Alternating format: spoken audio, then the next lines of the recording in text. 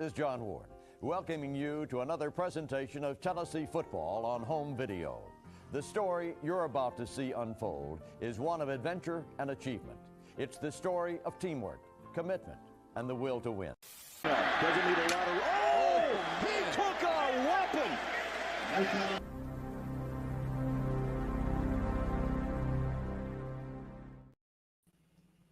Welcome back to the Blue Chip Breakdown, Vols fans. We are your hosts, Bull and P, and we got a special guest on the show today, Sports Talk Jay.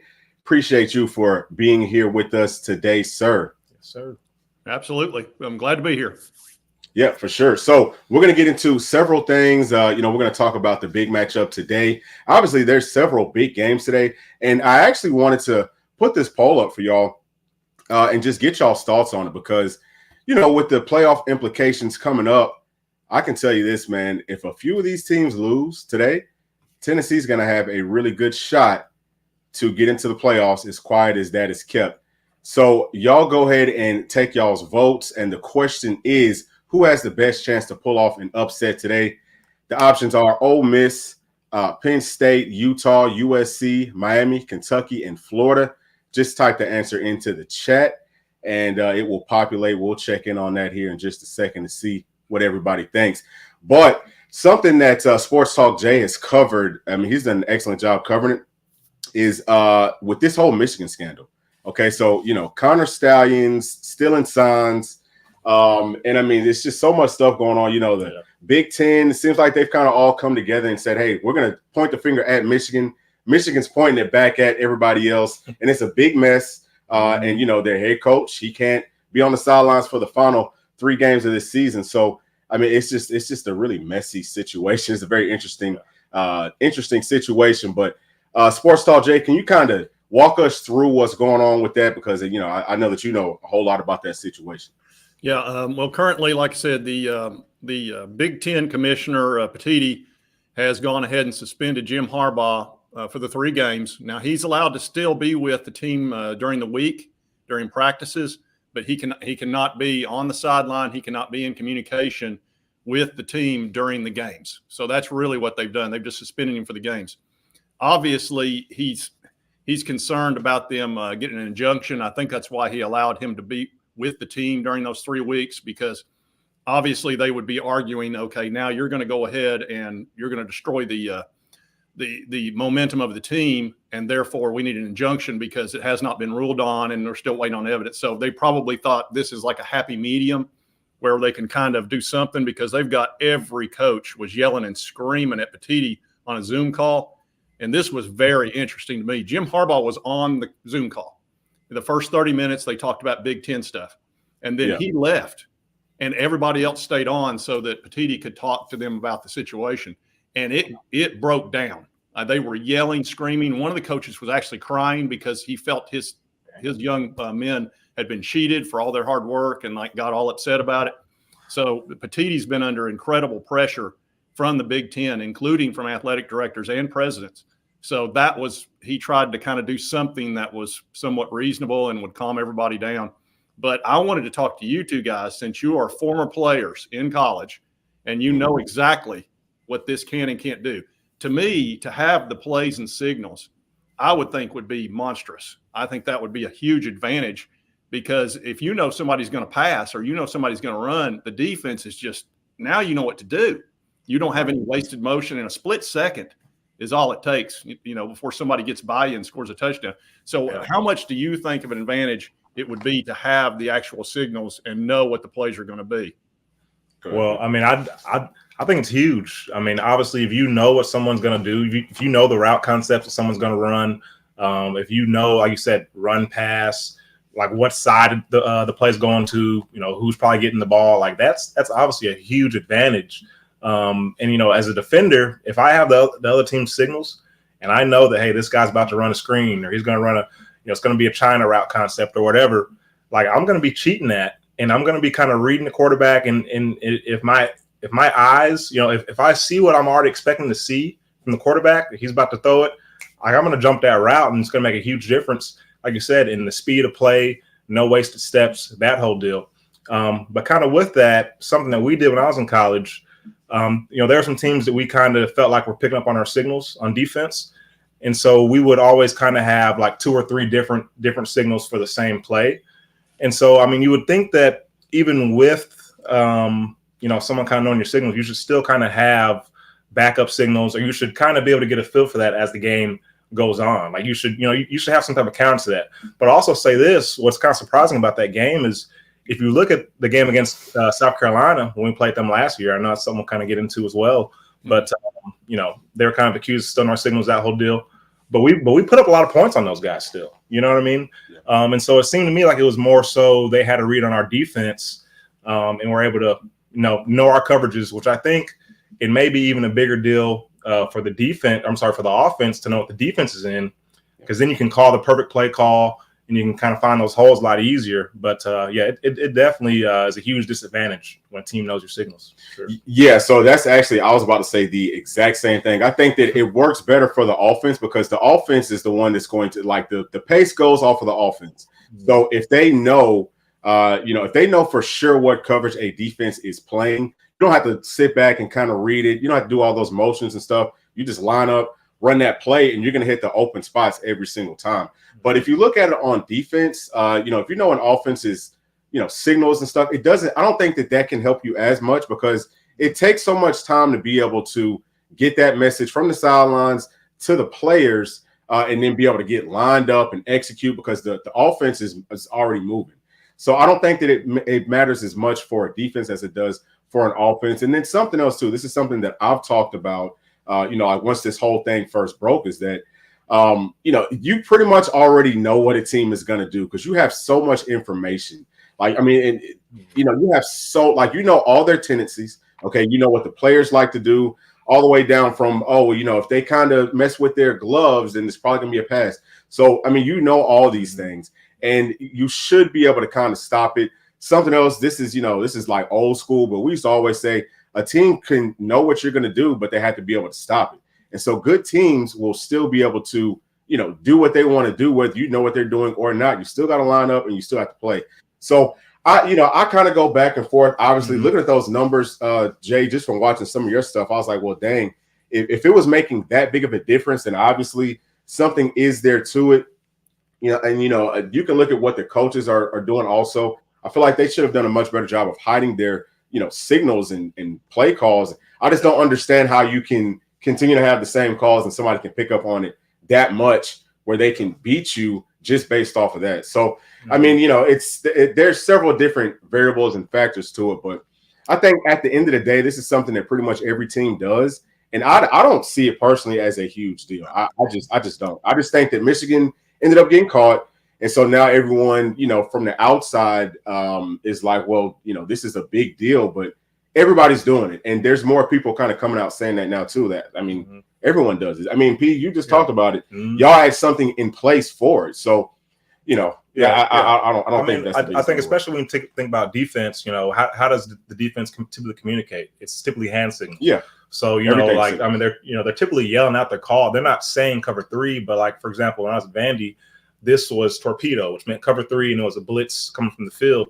And so, we're throwing this signal out when the coach gives us the call. They want everybody to echo the call. So we're all doing it, and eventually teams are going to pick up on that. Yeah. So, you got to have different ways to be able to kind of change your signals or hide it a little bit better than that. But for sure. Yeah. But like, everyone's doing it. Stealing signals is not illegal. The problem is the level and to the extent that Connor Stallions took this thing. He took it into a whole different realm with sending surrogates all over the country to watch games, to get 45-yard line tickets, to record the actual footage of the game from that vantage point so he could get the signals and the play on the same footage. That's crazy. And then he would upload it to the cloud, is my understanding, to the Michigan computer system, and then the coaches to the cloud. Yeah. I mean, that's the extent to what this guy did. I mean, he really took it to the next level.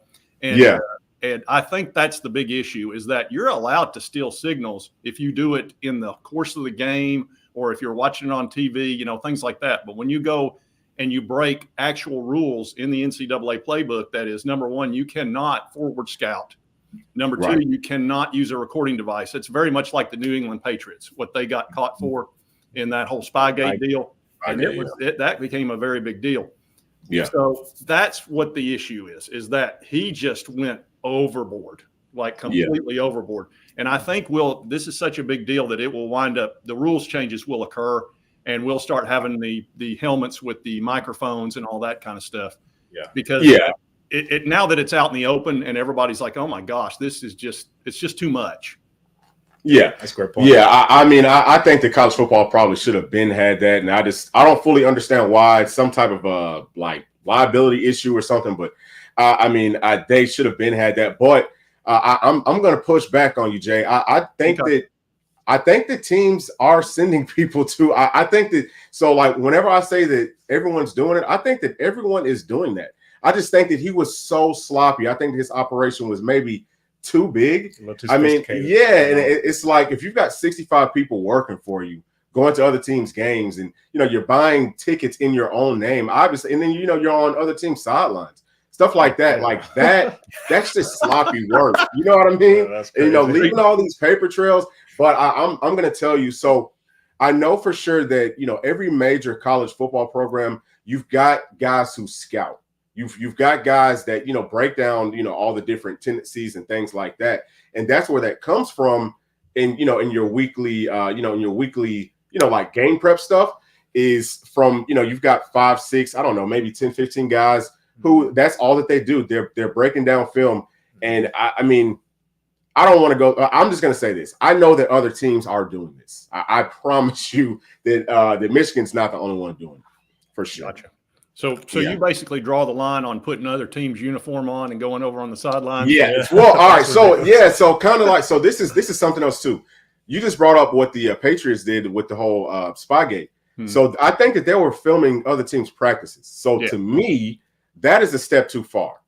That's when, and maybe you could say all of it is, but that is going a step too far. If you can somehow sneak onto somebody else's practice field and be able to get footage of them. Now that right there, because then you can take that and you can really break that down, because you're getting intricate stuff at that point. But I think just like stealing signs, but if you can do it from home, or if you can do it live in a game, maybe that's not as big. But if you can watch a game and film it and all that stuff, and take their signals that way, that's almost the same thing as being at the actual game. You know what I'm saying? Yeah. I would say maybe the only difference is, you might miss a couple of plays just based off of the camera angles, but if you watch enough film on a team, at some point you're going to be able to put it all together. So I don't know. Yeah. So you think everybody's doing it? You just think everybody's going and filming? It has a guy that's actually filming, and I think so. Yeah. I think so. I think that everybody is doing. I do.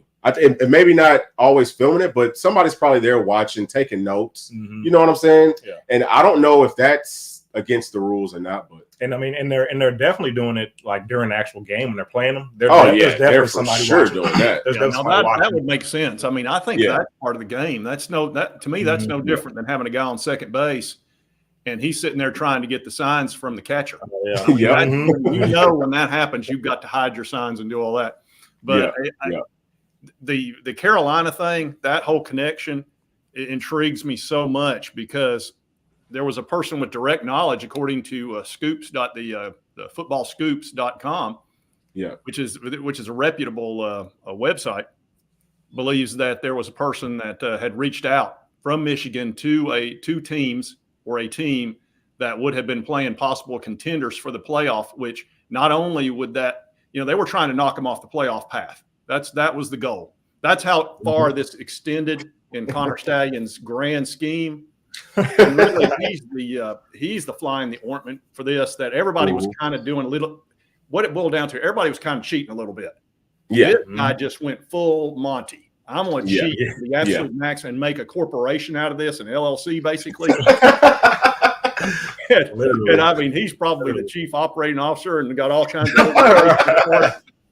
He wore it out, because when I sit here and look at South Carolina, the two games that they played prior to the Vols, they had scored 16 points total, 10 against Missouri and 6 against Florida. And the 10 they scored against Missouri was at home.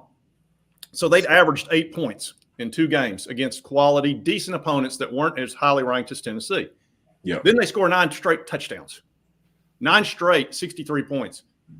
I'm sorry. I don't see that happening. And then the next game, or they play Clemson, and my understanding is they may very well have had their signals, because that was another team on the playoff path that Michigan saw as a problem. Yeah. And they beat them at Clemson, which is something South Carolina virtually never, ever does, especially when they're, it's just shocking that happened. Then every game after that, they pretty much lost. They've beaten 3 teams out of the last 10, not one of which is in the top 60. Not one. They beat Jackson State, which recently they beat them barely. They beat Furman, who's not even going to be in that ranking. And they beat Mississippi State, which is the worst team in the West. Yeah. And the other 7 games they lost, even the Notre Dame game, they had 2 pick-sixes in that game and still lost. Have you ever heard of a team with 2 pick-sixes and lose a game? Yeah, that's unbelievable. That's unreal. So their offense, I think their offense was assisted greatly, and I think Tennessee was caught off guard. They thought, we're just going to come in here. We are 21-point favorite. We're going to roll this game up, just get it done with, and head to the playoff. And all of a sudden, they know everything we're doing and just pick us apart. It was like the whole game I'm sitting here going, is nothing not going to work for them? Everything. They're like in the perfect position every time. Mm-hmm. Yeah. So, and we was talking about this, but whenever we were watching it last year, we said the exact same thing. It was like, it seems like they know exactly what we're doing on offense and defense. So, I mean, I feel like there's a lot of truth to that. I mean, I feel like they did have our signs and signals, but again, that's something I'm looking at Coach Heupel, like, how do you allow that to happen to us? We are on a possible playoff run, championship run. And then, whenever you think about Hendon Hooker going down because he's straining and giving us everything, and then, he ends up going out for the season. I mean, messes with his draft stock and all that. That one right there makes me very, very angry. I mean, that one obviously it's personal.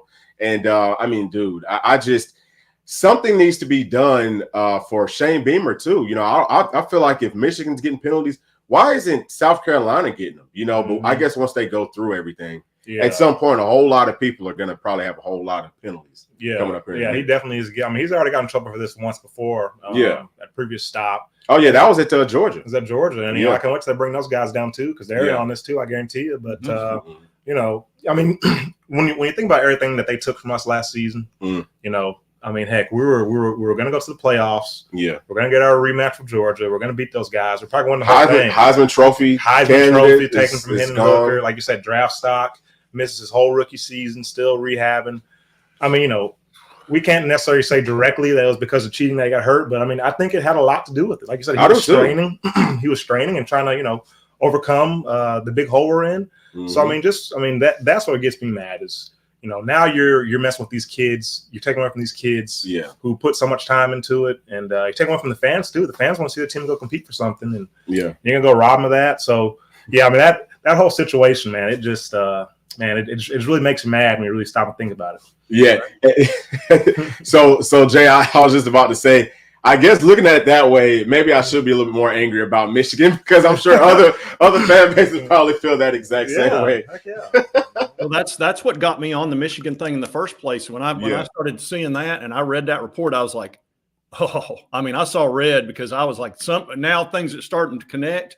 And as far as Hendon getting hurt, that's basically the butterfly effect. It's that, it flaps its wings and it changes the world. Well, would he even been in the, and I hate to blame that on it, but in the fourth quarter, would he even been in the game? Because normally it was Joe's time in the fourth quarter. And, like I said, he's pushing, he's trying to do everything he can to get us back in the game instead of playing his normal game, which would have been just calmly doing the things that he does. So it's all of that. And again, you mentioned Shane Beamer's got a history of this. He paid a $25,000 fine in 2016 for doing exactly this thing. So even if he didn't directly get the information, my assumption would be that it was probably from one analyst to another analyst. Now, the defensive coordinator, Clayton, I can't remember his last name, but the defensive coordinator for South Carolina worked for Jim Harbaugh at Stanford. He was. Oh, wow. Yes, sure was. Yep. Wow, I had no idea about that one. Jim Harbaugh. There's another connection. Yeah. So there's a lot of things that connect these things together that make a lot of sense. And had they gone, look, if they were like Missouri and they're 7-2 this year, I'd say, okay, they figured it out. they can't score hardly. And it's just none of it makes sense. Same quarterback, same head coach, and they've got to. Spencer Rattler's a good quarterback. Oh yeah, he is. Yeah, he is. Yeah, I just a team that can score a lot. Yeah, no, I mean they're definitely. I mean, shoot, they might lose to Vandy. I think they play Vandy today. I think it's today. Yeah. Yeah, I think they're probably going to end up being the worst team in the SEC. Period. So, I mean, is there going to be any type of like a reconciliation or anything for the teams that were impacted by this? I mean, like, can you go back and is there anything that they could do for Tennessee or for some of these other teams that have been affected to say, hey, you know what, I mean, give us the win in the stat book or something? I mean, what do they do? Yeah, I mean, maybe I think that what they've done in previous years with cheating is like they take away trophies and championships and stuff. But I mean, that doesn't really mean a whole lot to me. You know what I'm saying? Like that doesn't mean a whole lot. I wanted us to win a national championship last season. We get an automatic playoff berth this season. Yeah, I mean, wouldn't that be something? So, I wanted just to make it the Final Four. I was just like, if we got to the Final Four last year and then let the chips fall where they may, I would have been totally beyond happy. Me too. Yeah. Too. And I think that once we was in, nobody wanted to see us. I think that we were one of the worst teams other than Georgia to have to face. And I loved what TCU did. TCU was warned prior to their game against Michigan. And everybody was like, how did Michigan lose to TCU? That's impossible. TCU is barely limped in there. And I mean, they did. And then Georgia showed us what TCU did. Yeah. But they were warned about a week or so prior, and the coach mixed up the signals to trick them, to trick Michigan. And he came out in an article and everything and admitted it. He's like, they told us that they had our signs. And he said, I went with our original signs, but I added something at the end to always change the play. So they would think we're going to run. And he said, but we'd be passing. Or they think we're going to pass, we'd be running. And they scored a ton of points on Michigan's defense, which was supposedly very good. Yep. So, they had all the signals. I love that story. I love the TCU story. It's like, I do too. Michigan got a taste of their own medicine. Yep. Yep. It cost them. Yep. Serves them right. So, absolutely. Jay, I did want to kind of get into the Missouri game today. If you have any thoughts on that. Yeah. Well, Brady Cook is obviously the key guy to stop. And, of course, I know they also have very good running back in Cody Schrader. So they've got two really good players there. Their wide receiver, his name slips my mind.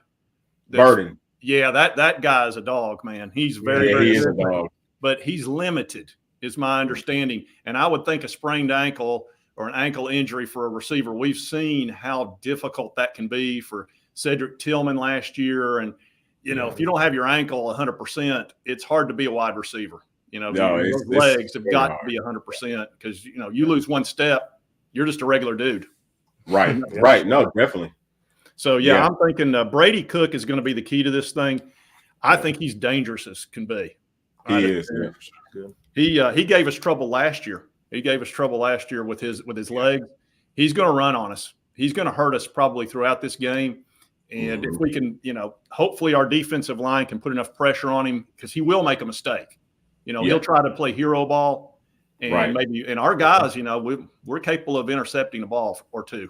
So that's where I see this going, and us being able to control line of scrimmage and hopefully can run for, close to 200 yards. Yes. Sounds good. Yeah. I mean, I think I'm about on the same page with you. I'm going to jump into, let me pull up and see what this poll is looking like right now. Okay. So everybody's saying that Ole Miss has the best chance to win today to pull off the upset. Okay.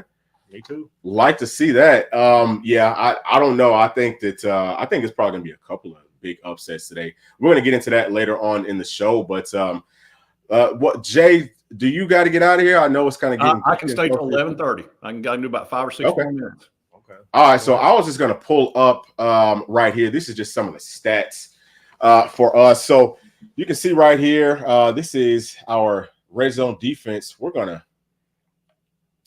I'm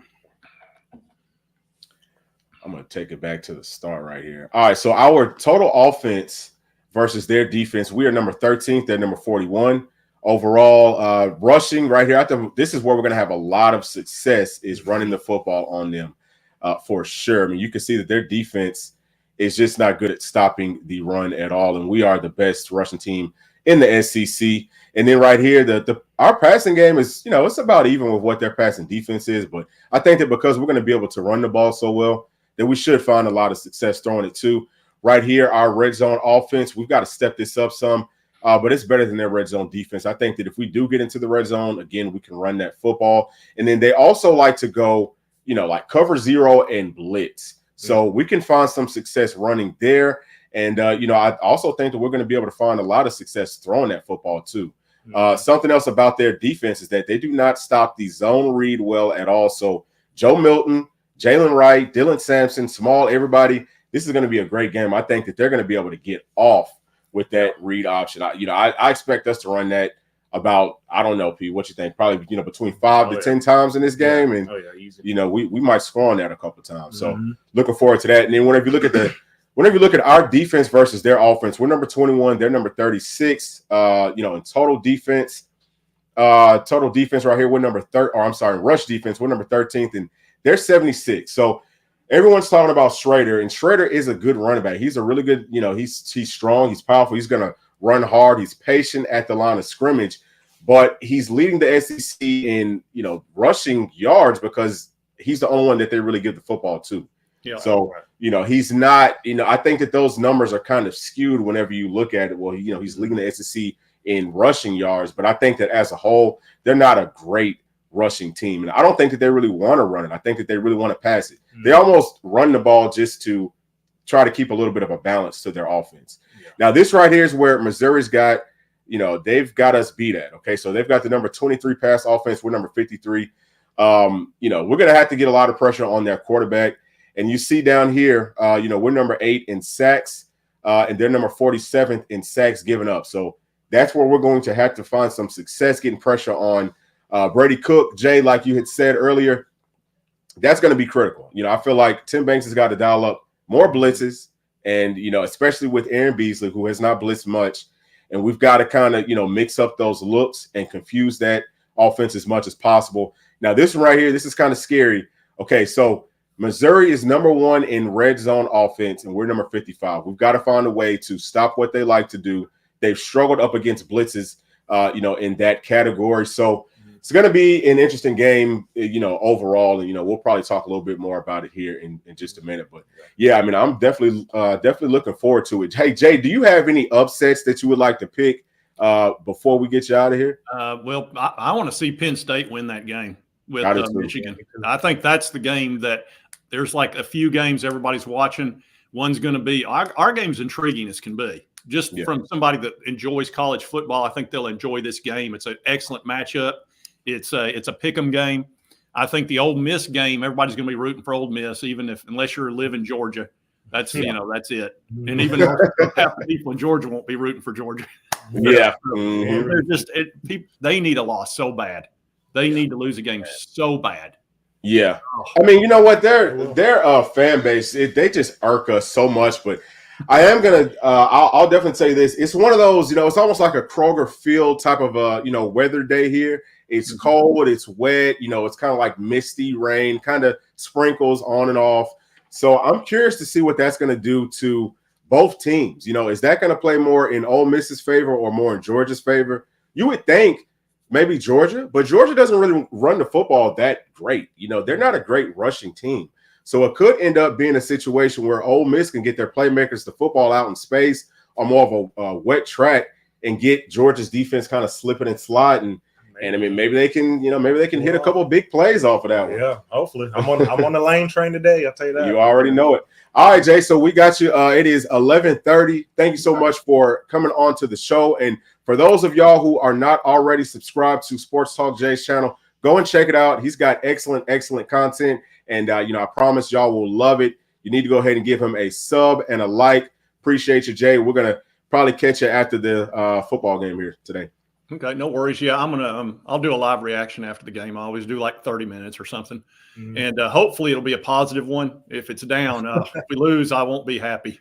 It'll be unfortunate. But anyway, thanks for having me on the show, guys. I enjoyed it, and a very interesting viewpoint from you guys. I had a feeling that Bull was going to be like, I don't think it's as big a deal as you do. I was 100% in my mind. I said, I know how these former players think. Yeah. They're all about, hey, no matter what, you got to win. You got to perform. You got to. Y'all don't. Former players hate excuses. They just do. They hate them. It's ingrained in their mind that excuses are BS. That's right. Yes, sir. That's right. Guys, thanks. All right, Jay. Appreciate you. Oh man, I always love talking with Sports Talk, Jay. He gets it. I always love talking with him. He's so much fun, and he is such a good dude too. I mean, he is. I mean, on and off the air. I mean, he is a really, really, really good dude. So I wanted to kind of get into some picks. We're kind of pushing up. We got about 30 minutes until these games start, but I think that he had a really good point with Michigan getting a taste of their own medicine and losing today. We've kind of looked at some of the playoff picture stuff, at least on this channel. Now, I know that it is a long shot for Tennessee to get in. So many things have to kind of go right for Tennessee, starting off with, I would probably say Georgia losing to Ole Miss. That's going to be the first thing that has to happen. If that happens, I feel like our odds go up a lot. There's also something else, too. If y'all haven't seen this, I might see if I can pull this up. But ESPN has a playoff predictor deal here, and I wanted to show y'all this. Let me get it pulled up. But I want to show y'all what happens to Georgia's odds if they lose these two games coming up.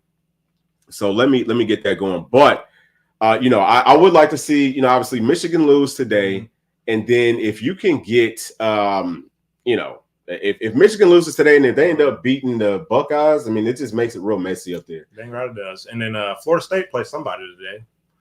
Who do they play? Florida State plays Miami. Yeah, Miami. We need Florida State to lose too, so Miami pull off that one. Yep. We just need all those teams to lose. I think Texas has somebody today too. All right, so take a look at this, right? So we're going to choose Georgia right now. So it says they've got a 39% chance of getting into the playoffs right now. Let's have them with 2 losses, okay? So today at Ole Miss and then next week with us, okay? They don't make it to the SEC title right here. Now they have no chance of making it to the playoffs. So this right here, obviously, as a Vol fan, this is what you want to see, okay? Yeah, I mean, you have to want to see us having a bigger, opportunity to be able to get into the playoffs, and obviously Georgia not having any chance at all. Their fans are so annoying. We hate Georgia fans more than anybody. We're going to get into the picks here in just a minute. Also, did want to say that it is Bray, our nephew. It is his birthday today, so wanted to wish him a happy birthday. He's a big Georgia fan. And he's also playing in his 8th grade championship today. So, good luck in that championship, son. And sorry to tell you, but them dogs is not going to pull it off for you. Yeah. So hopefully you still have a good birthday with a big win in the championship today. Now, Pete, did you want to kind of get into some of these picks? Or did you want to talk more about do you want to go? Do you want to finish talking about Mizzou? Or? Yeah. Go ahead. I mean, I was kind of giving my thoughts. I agree with a lot of stuff Coach Sports Talk Jay was saying, and you were saying as well. Brady Cook is their guy on offense, okay, and Luther Burden. People talk about the running back Schrader. Like you said, I mean, he's got 1 million carries. I think he has like 913 or something like that coming into this game. And I'm going to tell you, he's not going to finish this game over 1,000 yards. He's not going to get 75 yards on us. Bold prediction. Yeah, I like bold prediction. I think we'll hold him under 70 yards on the ground.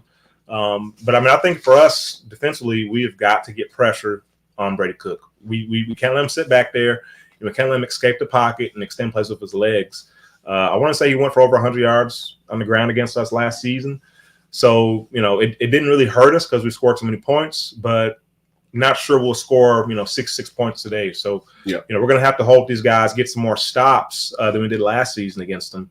But, I'm going to be interested to see what type of coverage we play in the back end. We're going to play more of a zone and kind of try to protect ourselves deep, or we're going to challenge those receivers, come out, play a little more press man, and maybe, run some blitzes out of that and get after Brady Cook.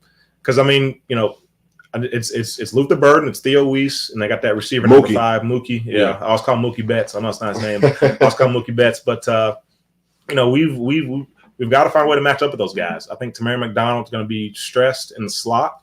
Oh boy, that's a scary matchup, man. Because T-Mac, he always has tight coverage, but it seems like he can't really ever finish on some of those plays.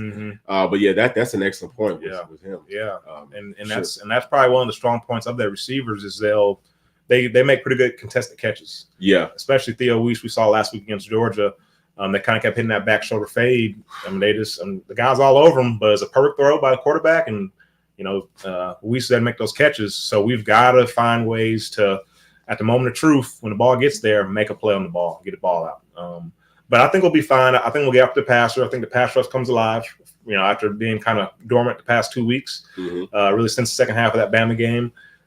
Expect James Pierce to come back, to get back involved. That's the one. He's got to get going. That's the one. Tyler Barron. He always plays well against these guys. Yeah. Omar Norman a lot. These guys on the interior got to show up. We need them to show up in it. We get Big O back. He was out last week, so I expect that D-line to get a good push and to really play with the hair on fire, because we know what's waiting for us. If Ole Miss does what we need them to do tonight, we know what's waiting for. We know what's coming next week in Neyland. So yes, sir. Expect us to be ready to rock and roll. And then just to touch on the offense real quick too. I mean, offensively, I think we'll be able to move the line of scrimmage. I think we'll run the ball well. I think we'll go for, like Coach Jay said, 200 yards or so. And I think Joe Moon continues his hot streak, and we're going to have guys up and down the field, and he'll probably throw for 3 touchdowns instead.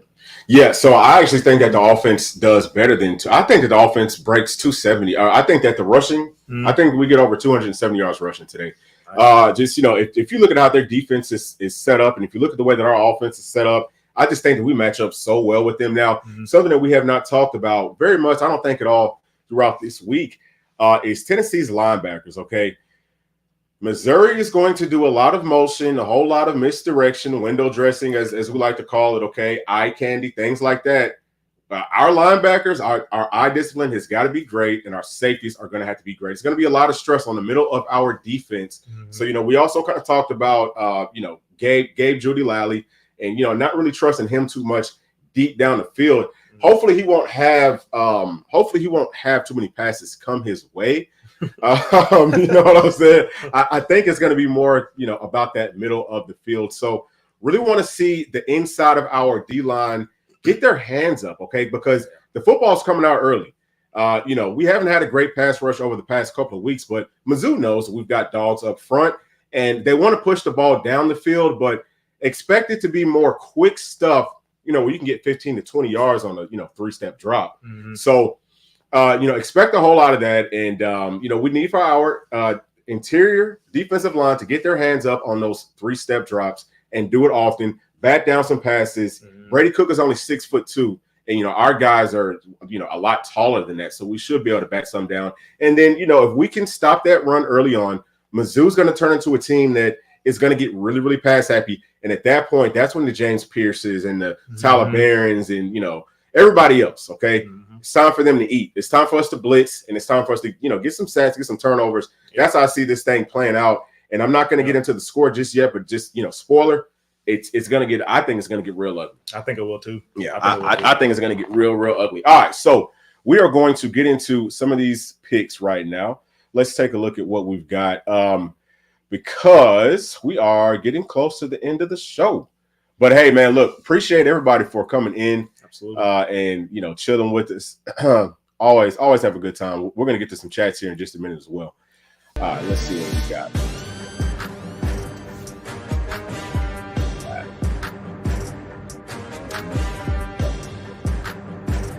Okay, so first game is the noon. We kind of talked about this. It is Penn State versus Michigan. The game is at Penn State at noon. Michigan is favored by 4.5 points. Over under is 44.5. G, what you got on this one? Well, Penn State, James Franklin was my coach in college at Vandy. And, I know a lot of Penn fans don't like him, but, he's actually a really good guy. But, I like Penn State in this, man. I think Michigan haven't played anybody all season. I think awful at this point. And they literally not played anybody. So I think this, it's going to be their first test, their first kind of taste of any resistance. I think Penn State's going to come out ready to go. It's in Nittany Valley, wherever it's called, and wherever the stadium's called. And I like Penn State to win this one. The over-under is 44.5. I see Michigan putting up probably like 21 points. Penn State puts up about 28, so we'll call it 21-28 in Michigan. So I guess I like the over. Yeah, I think that, I know Michigan's going to come out fired up, but, man, my only thing, obviously, I would love to pick Coach Franklin. He just does not have an offense, man. He's got to get that offense going. I think this is going to be an ugly, low-scoring game. I'm going to take the under for sure, but I am going to pick Penn State because they are at home. I'm going to go 17-12 in this one. I just do not see this game. Hey, don't forget, no Jim Harbaugh today either. Oh, yeah. So that's going to be a really, really big factor, man. Oh, my gosh. That's going to be so the next one is Utah at Washington. This is the 3:30 game, or one of them. And Washington is favored by 9.5. Now, this is as of yesterday, so these lines may have changed just in case. The over-under is 49.5, which seems kind of low for me. But, P, who you got? And we definitely need Washington to lose this one. Utah, sure. Obviously a bunch of older guys in that roster. Haven't looked great this season, though. Not really sure what the record is. But I'm gonna take Utah on the upset here. I think Washington, they didn't look great. Was that last week or the week before? They had a real close win over somebody. So I like Utah to get the upset here. Probably from 31 to 24. Utah. Okay, yeah, I actually like that. So I watched Washington versus Oregon a lot this week, and I'm not impressed with either one of those teams. I'm just going to tell you, if you're talking about a playoff race where they're having to face up against, I would say, any of the SEC teams, and maybe one of like a Texas or like a Florida State, I think that those teams get absolutely flat. But I am going to say that based off of what Washington's offense does, it looks like it is really easy to stop. Okay, now Utah's got a pretty decent defense for Pac-12 ball, but is it going to be good enough to be able to stop what Washington does? I think that it is. I'm going to pick Utah to win this one. I think it's going to be a little bit higher scoring. I'm going to go 35 for Utah to let's call it 33 for Washington. All right, so now the next one. This is another big one, okay? So we've got the U playing at Florida State. This is an old rivalry, man. At 3:30, Florida State's favored by 14. Over-under is 50.5 points. B, what you got on this one? And every time I watch the U, I always think of my guy, Steve Mancinelli, a guy I played with back in rec league. He's a huge Miami fan. I know he'll be happy today. I got Miami pulling off a big upset. I think that's a talented roster. They haven't played up to their ability. Florida State's a team they always get up for. And so I like Miami to pull this one off. I think they put up some points today, 38 to 35, Miami. I absolutely love that. So listen, I'm going to tell y'all something about Miami. Dude, they've got, I don't know what's been going on these past couple of weeks, but they've got some dudes on their team. They've got some dudes. They've got some safety. He's James Williams, 6'6", 230, 225. Dude, he's unbelievable. I think that Miami's not only going to win, I think that they're going to win pretty big at Florida State. Maybe not huge, but I would say a lot more than what people are thinking. I think that they can win this game by about 10 points. I've got Miami winning this one. I'm going to go 31 to 21 in Tallahassee. All right, now this is the one right here. This is the one. Lane. Woo, boy, we got Ole Miss at UGA, 7 o'clock. Georgia's favored by 10.5. This was as of yesterday. I think that line has moved a little bit more in Georgia's favor since then. 58.5 is the over/under. See, I already know who you got, but how's it gonna play out? Man, well, I'll tell you. I was picking on this all week. Okay, once I watched more film on, the more film I watched, the more I didn't like what I saw. Okay, the more I didn't like what I saw, I don't like the way they stopped the run. I don't like the way they play the pass. I think, their offense, when they played Bama, they weren't getting much separation, their receivers. And I think, this game's going to be in Athens that night with the SEC East on the line. The refs are going to be in their hip pocket. And Georgia's DBs, they're super handsy. They're going to be holding all day long. But that being said, Lane Kiffin knows this one. Okay? He knows what this game means to us. He even came out and said it. He said, hey, before the win this week. So he's going to do everything he can. He's going to have some things dialed up. Look for Ole Miss to jump on these guys early. Maybe get a 3-touchdown lead early, and everybody shell-shocked a little bit. And Georgia's going to try to climb back in, but I think Ole Miss holds on. I like Ole Miss to win this one 34 to 28, Ole Miss. Yeah, so I like a lot of what you just said there, P. Back to your point about Georgia's secondary is going to play tight coverage. But the thing about it is this guy Jackson Dart, he's going to throw it into tight coverage. Ole Miss's wide receivers thrive in tight coverage. They make one-handed grabs on style lines. They're going to boss people. They're physical, and they go get that football. I think that Ole Miss is going to have a lot of success running that football, but especially passing. Now, biggest question is, like you said, if Ole Miss gets out to an early start, which I fully expect them to, Lane Kiffin, as hot as this has kept y'all, I know so many Tennessee fans hate Lane Kiffin. he still loves us, man, and he wants to win this game for us. I have a weird vibe that he hates Georgia too. He always plays well up against Georgia. Last time the Ole Miss played Georgia, Ole Miss won that game, 45-14. I can see stuff like that happening again today. It's a little bit wet, but I do think that Ole Miss will get out to a 3-4 touchdown early on Georgia. And I know that y'all think I'm crazy, but I'm telling you, Ole Miss is going to come out with a hell of a game plan, and I don't think Georgia's going to be able to find a way to stop it until maybe in that second half or coming into that second half.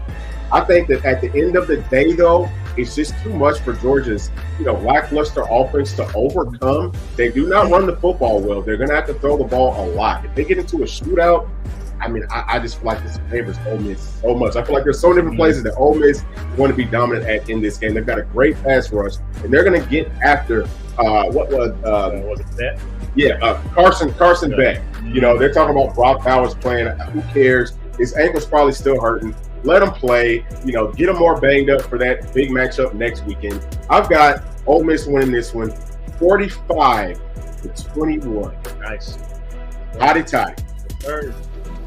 All right, next one. 7:30 game. Okay, this is Texas at TCU. And Texas is favored by 10. 53.5 is the over-under. This is supposed to be Texas. Texas's, I guess, best matchup left on their schedule. So, Pete, who you got? Man, I guess this is upset Saturday because I got another upset today. I think TCU is going to beat these guys. I just like TCU is going to go ahead and get it done. Texas is going to lose another game for the conference title.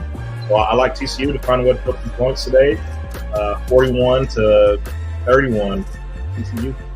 I like that. I could definitely see that happening. And obviously, if that happens, that would be great for Tennessee because that takes the Big 12 out of playoff contention pretty much. If everything else happens the way that we want it to, as far as, Ole Miss beating Georgia and then Tennessee winning out, that would put Tennessee way up there. So, yeah, I'm going for TCU for sure in this game. I'm not sure if they can do it though. But you know what? I'm going to pick TCU. I am. I'm going to pick them in a close one. I'm going to say 35-31 in favor of TCU. All right, so next one, we've got Ohio State at Michigan State. This is another one at 7:30. Ohio State is favored by 31.5 points. Over under is 47.5. This is one that, obviously, it would be great if all the daggum Big Ten teams lose. But, Pete, who you got in this one? Yeah, I don't see Michigan State pulling off this upset. I know Mel Tucker's still out. They let him go. I'm not sure who the interim guy is. But, Ohio State's going to roll today. They'll probably look like a, good team. They'll say, Buckeyes. Yeah. But, it's the bad ball club they're playing. I like Ohio State probably winning some pretty big, 48-10, something like that. Okay. Yeah. So I'm going to pick Ohio State too, but I don't think that they cover the spread and the over-under. I'm going to say that they go under. These are just – the offenses in the Big Ten are just laughable. So I'm going to go Ohio State only winning this one 28 to we'll call it 28 to like 17. All right. So next one. All right. This is another huge one. At 10:30. Okay. Oregon versus USC. The game is at Oregon. Oregon's favored by 15. Over under 73.5. What you got on this week? Man, I think Lincoln Riley finally gets him a signature win for USC. I think they can finally get it done. I think Caleb Williams comes out, plays well. Even though I will say Oregon probably has one of the better defenses, definitely in that conference. Definitely probably the best team overall. But I think it's a rivalry game. I think USC is due to finally get them one. So I like USC to win this one, and I kind of like that over/under. I think it will be a high-scoring game. Probably around 48 to 45. I think it'll be a good game. So I like the over on that. Yeah, so, USC has not had a defense. They fired their DC here recently. So, do they pick it up a lot, this week? Maybe. I do think that they will take a step forward. Is it going to be enough to keep the over-under? I'm going to have to say no. I think this is going to have to be a shootout game. Again, I watched Oregon versus Washington. I'm just not impressed with either one of those teams. I do think that USC will be able to put up some points, and I've got them in the upset. Again, if Oregon and Washington loses today, things could really shape up well for our Volunteers. So most definitely picking USC. I'm going to go 56 to 49 USC. All right, so now this is the big one. This is our Vols at Mizzou, so we are actually favored by 2.5 now. Okay, over under 58.5. I think that's still current. Now we've already kind of talked about much of the matchup stuff for Pete. What is your score prediction for this game? I'm definitely going with the Vols. Yeah. Sure. I like us to come out here and score some points, man. Hype will always put up points on these guys. I like the Vols to go out here and put up at least 40 points.